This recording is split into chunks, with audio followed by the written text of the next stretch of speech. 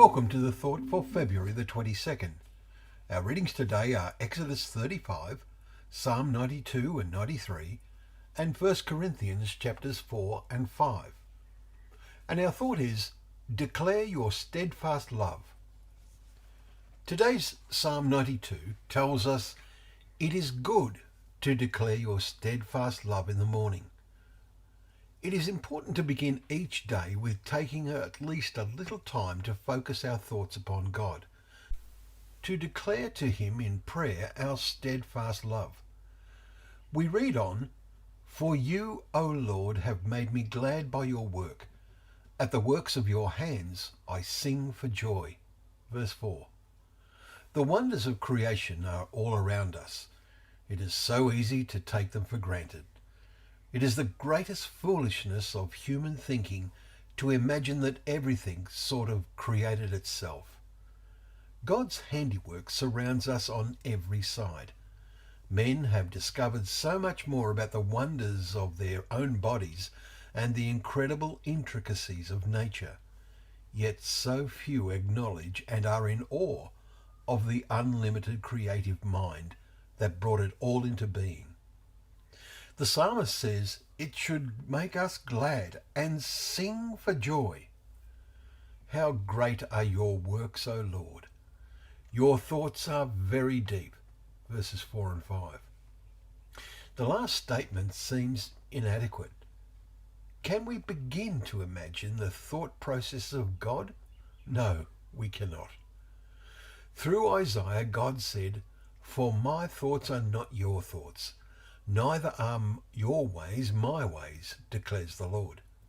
For as the heavens are higher than the earth, so are my ways higher than your ways, and my thoughts than your thoughts."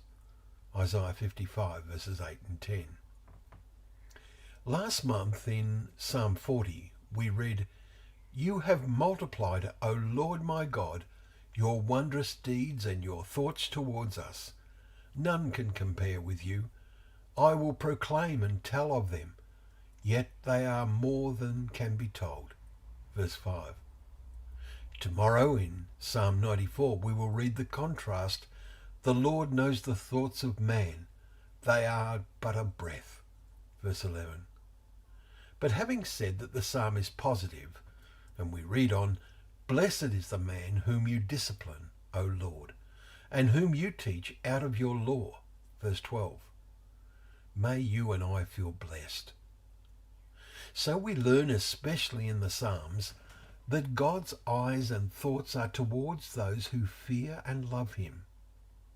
We have been learning in Exodus of how close to God Moses became.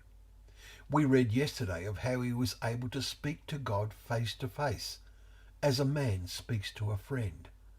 Chapter 33 verse 11. This does not mean physically face to face, but rather mind to mind.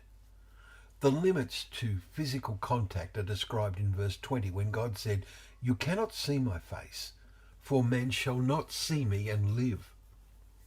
There is a sense in which the Bible shows us the face of God, but only when we prayerfully read it with our heart open to receive and meditate on its meaning. How precious it should be to us. How they longed to read it hundreds of years ago when copies were precious and very expensive because they all had to be handwritten and paper was very expensive. Today the situation is very opposite and the attitude has become the opposite. Let us not be affected by this. Let us declare our steadfast love every morning and throughout every day. Well, thank you very much for joining us for Thought for the Day, where together we can open up the pages of God's Word and we remember that they are a lamp to our feet and a light to our path.